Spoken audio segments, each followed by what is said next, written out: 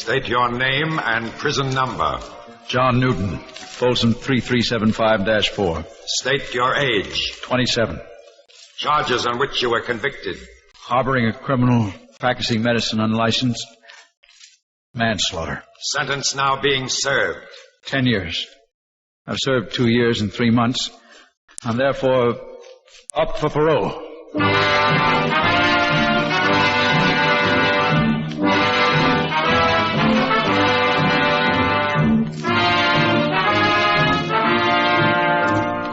Up for parole. Tonight, transcribed in New York, the first in an exciting new crime series, based on authentic cases actually heard by parole boards in your state prisons, and reenacted here for the first time. Now, Harry Marble.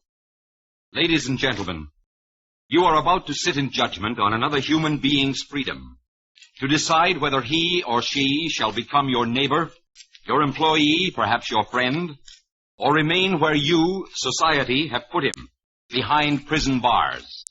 For that human being is a social offender, a criminal, now up for parole.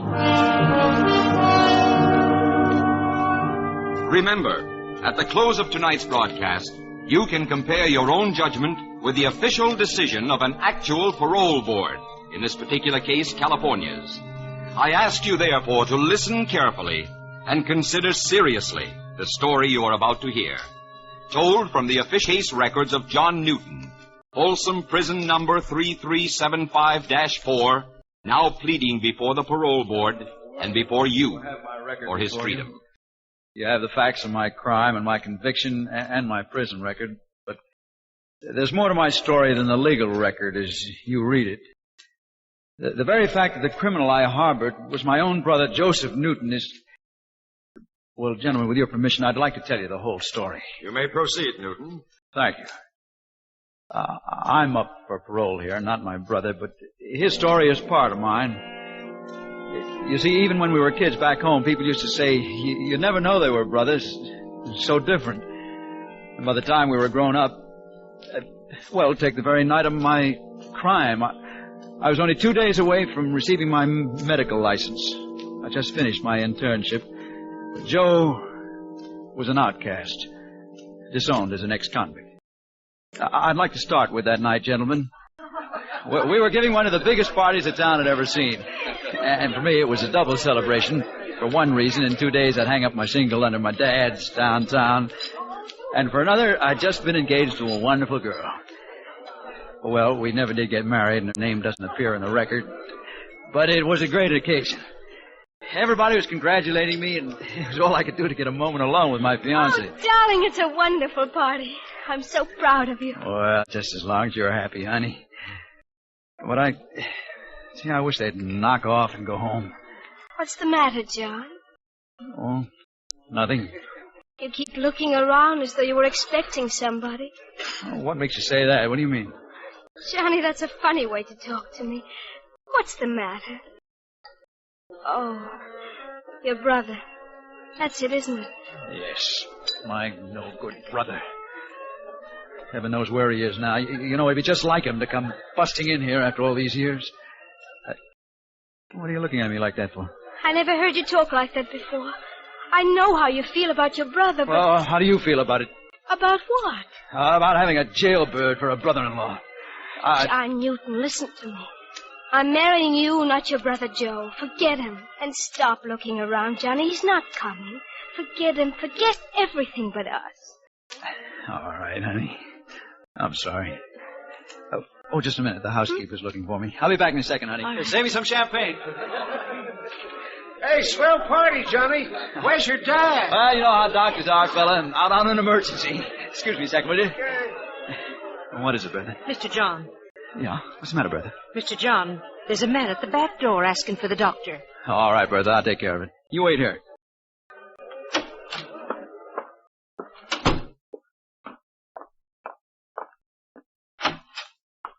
You the doctor? Oh, I'm sorry. My father's a doctor. He's on the case right now. Lady tells me you're a doc, too. I will be in 2 days. What can I... Are you, aren't you, bud? I finished med school, but I can't practice until I get my state license. Well, that's good enough. Come on. We're going for a ride. What?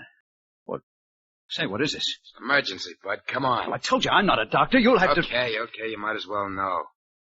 It's your kid brother. Joe. Now what? Where is he? He's downtown in your old man's office. Well, coming?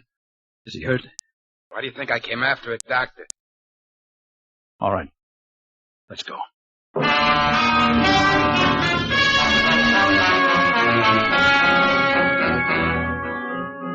The minute we started down the drive, I knew I shouldn't have come. Joe always meant trouble. But an emergency was an emergency. Wheeling out the driveway, we scraped my dad's favorite tree. And thinking as I was of Joe, that started me remembering the time he ran the lawnmower into that very same tree. The time he smashed the glass case over Dad's microscope. And the time he got caught taking home some chemicals from the high school chem lab, and we both got a lecture from the principal. Just a minute, Newton. Sir? About that affair in high school. The chemicals. Yes, sir? According to the district attorney's abstract here, an interview with the principal, you had persuaded your brother to steal the chemicals for you, so you could do some experiments at home. Is that true? Well, yes. Proceed with your story. Yes, sir. We tore out the drive and on through town, and I couldn't get a word out of the driver, so I kept thinking about Joe. Joe, always the bad boy. And myself, Dad's boy, Mama's boy. I could almost hear my dad saying, John, your mother and I just can't do a thing with Joe. Heaven only knows how he'll turn out. I guess we'll all have to pin our hopes on you, John. Yeah, I was their boy. I went through high school, correction school for Joe. College for me and a new convertible. For Joe, stolen car and the reformatory. Med school for me, the state pen for Joe. A gentleman of the board, my own brother had a number in this prison before I even started out that night on the ride that was to lead me to my own cell here.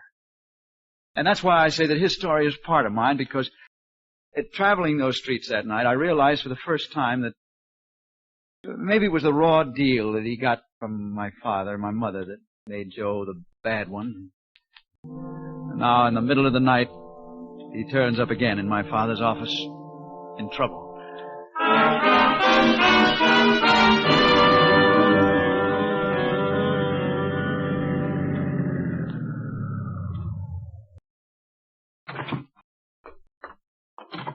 I pulled around the back here just in case. In case what? The law. Look, am I going to have trouble with you? Well, what's the law got to do with... Kid wants to tell you that's okay by me. There's no time to ask any questions. Come on. Look, Doc, are you with us or not? How'd you get in there without a key? Jimmy the door. Pull the shades down so we can turn on the light.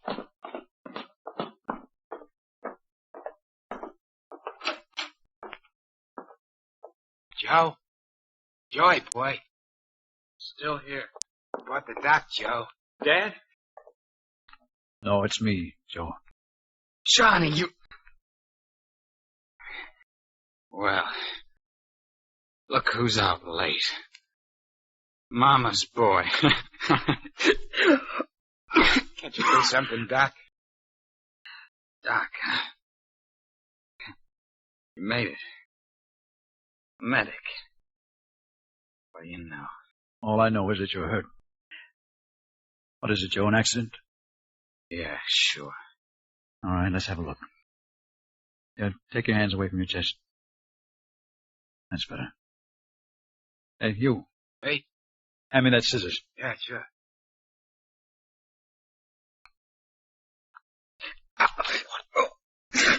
Joe. Bullet wounds.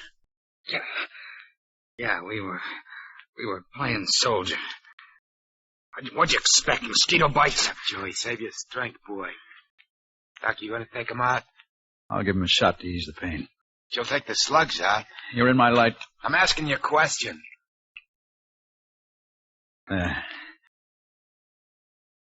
That'll let up on it, Joe. Said you're going to work on them slugs. Answer me! Look, Joe, listen to me. I'm not a doctor yet. Not legally.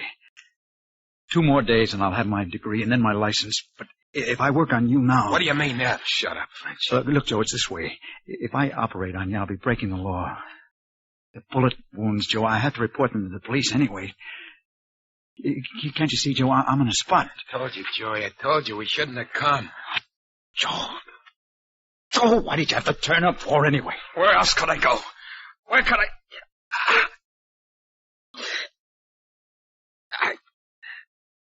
I hate the guts of you. The whole bunch of you. But where else could I go? Joe, please, try to understand me. You rotten family. You never give me a break. Johnny, it hurts. Your brother lying there begging you, you two-bit phony, do something. All right. Lock the door and then go wash your hands. I'll need your help. For me? I can't. You shut up and do as I say. Joe, now listen to me. Yeah, Johnny. Yeah. Joe, I can't use an anesthetic. I can't handle 2 things at once. It'll hurt, Joe. All right, Johnny. You ready? Yeah, sure. All right. Now hand me that scalpel. What? Scalpel, that knife.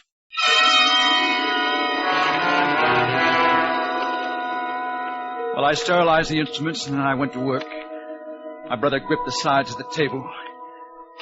I was a surgeon, and he was my first patient. I started to get sick, but I had to put everything out of my mind, except I had a life to save. And... Wait, Newton. Yes, sir?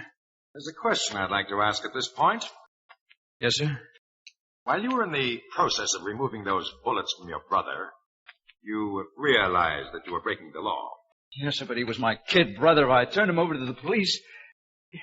You see, I wanted to be fair. You wanted to be fair. Well, now I think we're getting to the point. Earlier in this hearing, you described your brother as a no-good, someone you were ashamed of. Now you're talking as if you're sorry for him. You've definitely changed your story. Are you trying to draw sympathy from this board? No, sir, but if I could say something... Now, wait, Newton. You also knew at the time how your brother got those bullets. Oh, yes, sir. It was a bank hold-up. A guard surprised him. And you also knew at the time? Yes, sir. The guard was killed. But it would have made any difference, sir. Why, you look like a little kid. Lying there. I was going to do my level best to make up for him, for the way my father and my mother treated him as a kid. Now, just a minute, Newton. Before you go on, we have your complete case history here, which, we've looked over very carefully. Weren't you the one who usually got your brother into some of the scrapes and trouble he had? You were the oldest. Shouldn't you have helped him? Well, when he was a kid, what could I do with him? You don't know him. Why, Isn't the real reason you helped your brother that night because you felt guilty? Or perhaps you felt at least partly responsible for the way he turned out? Yes, I guess it was. All right. Well, go on. What happened after you removed the bullet? Oh, it was plenty tough on the kid. On me, too, but we managed to get through it as best we could. I cleaned out the wounds. I used sulfur, and I bandaged them as well as I could. Is it over? Yes, Joe. It's all over. We'll take a couple of minutes and then we'll take off. Where? A friend of mine's got a cabin up in the woods. I'll leave you there in my car and you can hide out until that wound's better. I gotta get up, Johnny. I gotta hide out. Sure, Joe, I know. Don't worry. Don't worry, huh? How do we know it's okay? What kind of a rat do you think I am? Doc, I don't know. But you better not remember anything about anything. You get it?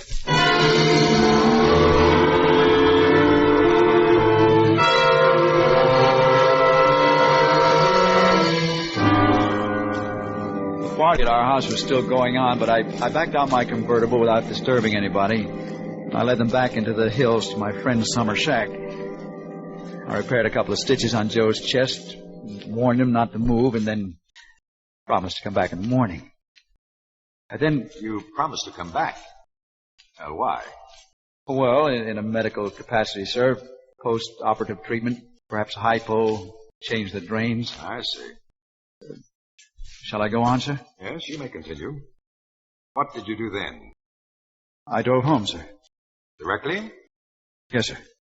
I have a map before me of the route you took from the mountains. Yes, sir. Your road passes the state police barracks. Now, it seems to me Oh, that yes, sir. I passed the barracks, and then I turned back. I intended to report the whole thing to the police. The DA's transcript states that you declared, and I quote, "I drove straight home without stopping or turning."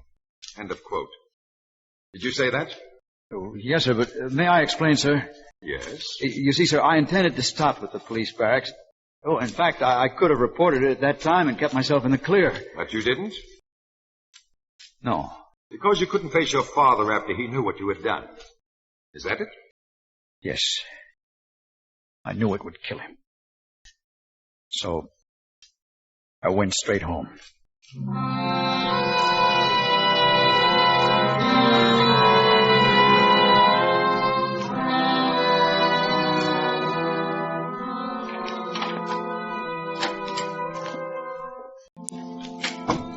The house was dark, but there was a light coming from under my father's study door. And as I passed it... Son? Yes, Dad? Well, that's fine. I hoped I'd get to see you tonight, but I thought you'd be long abed. Well, did you just get in, Dad? Yes, tough case, but come in, son. Come in. Shut the door. Don't want to wake Mother. Yes, a doctor's life. Fine night they picked for an emergency peritonitis. Oh, sit down, son. Sit down. Cigar? No, thanks, Dad. I'm all smoked out. Quite a night, huh? Yes. Dad, was there anything special you... No, nothing special, son, except, this will be our last little talk before you get your license. And then your shingle goes up under mine. John Newton, Jr., M.D. That'll look mighty fine, son. John, I'm proud of you. Really proud of you, boy. Dad... You know, it's all up to you. I mean, your mother and I, we have all our hopes in you. You know that. Sometimes I wonder about Joseph. Dad, Yeah, I've been long since give up figuring it out. The way he... No, there's no use talking about it. It's just up to you, son. Your mother and I, we sometimes go so far as to say we have only one son, really. Dad, if you don't mind, I'm terribly tired. Oh, wait, John, just this. I want you to remember a doctor with so much power for good and for evil, son, has got to be right. Make the right decisions. You took that oath that we all take. Now mean it. In your deepest heart, mean it. Live up to it. Be a good man and you'll be a good doctor. And you, my son, you'll be a great doctor. Well, I suppose I've made quite a speech, but I didn't have to. Because I know you'll never do wrong. I lost my Joe somehow. I don't know, but you're a good son. Well, you're my life, John. My life. Get yourself a good night's sleep, son. There's a big day coming tomorrow.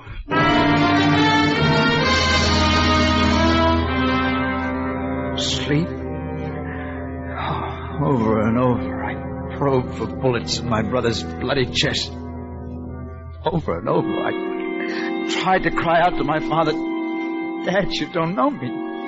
I'm a criminal. I've broken the law. I'm a criminal, Dad. I'm a criminal. But dreams cry and cry, and no words come. And soon, it was dawn. I made some excuse to Dad, something about picking up a bag. I checked, I don't know. I headed for the cabin where my brother was hiding out.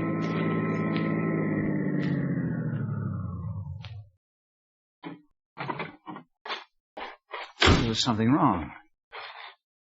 The cabin door, it should have been shut. Locked. Instead, it was open.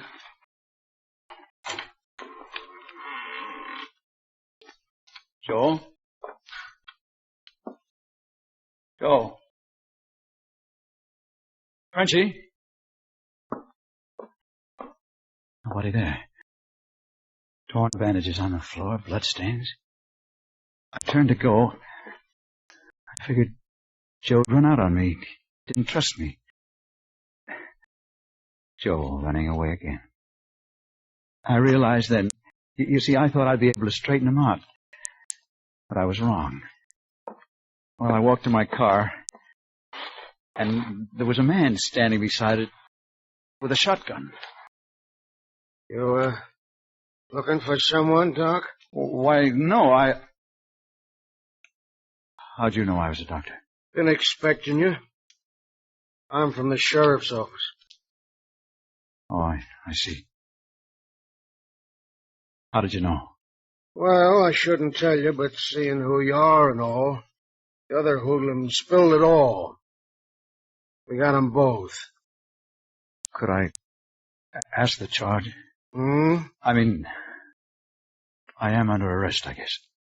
Yeah, you are. As for the charge, well, illegal operation, failing to notify police, and harboring a criminal. My own brother, Sheriff. Law don't recognize kin, Doc. Or to warn you, anything you say can be held against... All right, let's get it over with. Take me in. Yeah, sure, Doc. No. You draw it. Oh, wait, tell me something. Does my father know? About you? Your brother? About both. Oh. Your brother? Yeah. You? No. You'll find out when we get there. Come on. Let's go, Newton.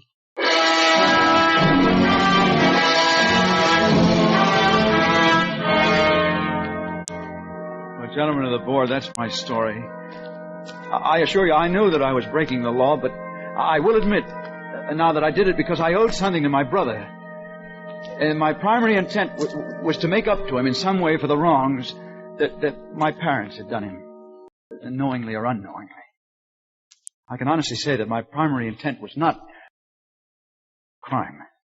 Newton, if you are paroled, what means have you for earning a living? Well, if I can get my license, I intend to practice medicine. Practice medicine? Well, yes, sir. Well, Newton, certainly society needs physicians, but doesn't want doctors who lack willpower, men incapable of clear judgment. Now, we can't gamble. You understand? I know, sir. But I would like to say that I understand myself now. How do you mean that? Well, sir, I haven't wasted this time in prison. I think the warden will tell you I've done all kinds of work. I've worked in the hospital, for instance. Oh. Lately, I've been a full-time orderly. Oh, I see. Go on. And I've resumed my medical studies. How's that? Well, I made up with my father, sir. And he brought me medical journals so I could keep abreast of things.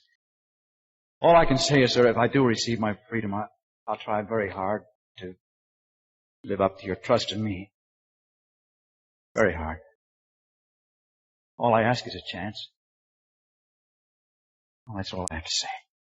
That is all you have to say, Newton? Yes, sir. Well, it seems to me you've left out perhaps the one essential point on which your chances of parole might depend. What happened to your brother? My brother? Yes. Finish your story, Newton. My brother died. As a direct result of your operation. The record shows he was trailed to a downtown hotel in Los Angeles, got on arrival. Yes, sir. Now, you realize he would be alive today if you'd reported the injury and he had been taken to a hospital. Yes, sir. He'd be alive today. All right. Just step outside a moment, Newton. With the guard.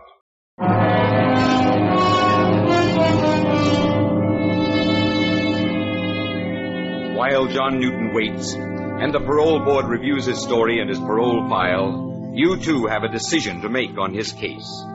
Weigh John Newton's story carefully before you form your judgment, because in a moment you will have an opportunity to compare your decision with that of the actual board before which he appeared.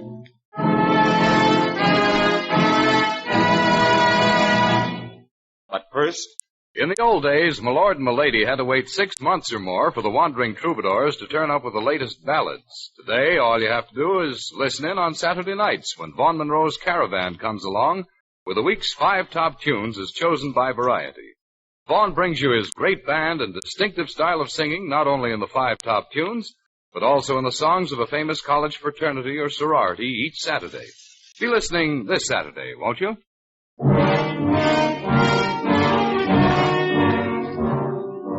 Now, the decision of California Parole Board. Folsom, John Newton, 3375-4. John Newton, Yes, sir. step forward.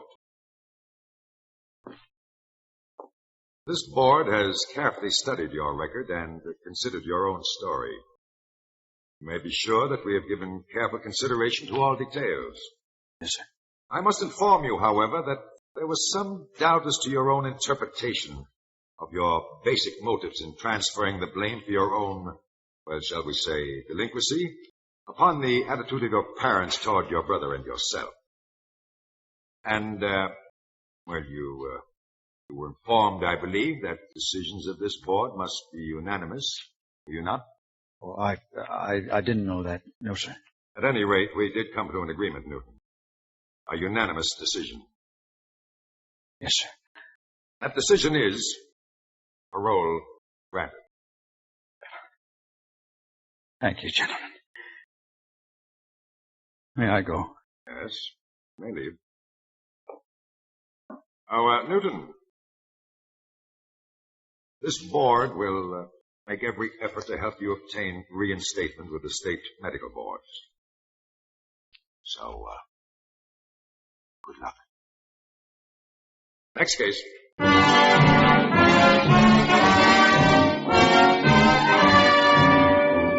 Today, Dr. John Newton may be your neighbor, your friend, your family physician, for he is currently practicing medicine in a large American city.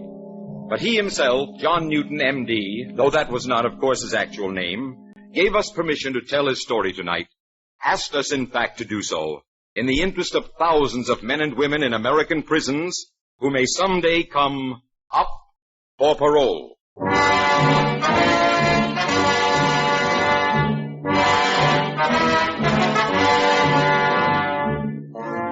You have been listening to Up for Parole, transcribed in New York, with Chet Stratton.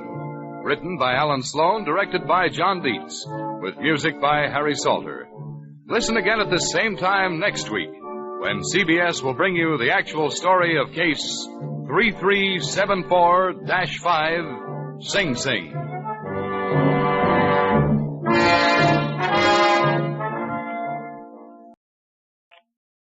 Yoo-hoo, Mrs. Bloom. Molly Goldberg's famous invitation to fun in the Bronx now echoes across the country each Saturday night on CBS. It's the same fine brand of comedy mixed with a tear now and then that's made Molly and her family, Jake, Sammy, Rosalie, and the others, favorites for many years. CBS invites you to hear the Goldbergs on most of these same CBS stations this Saturday and every Saturday. Stay tuned now for Broadway is My Beat, which follows immediately on most of these same CBS stations.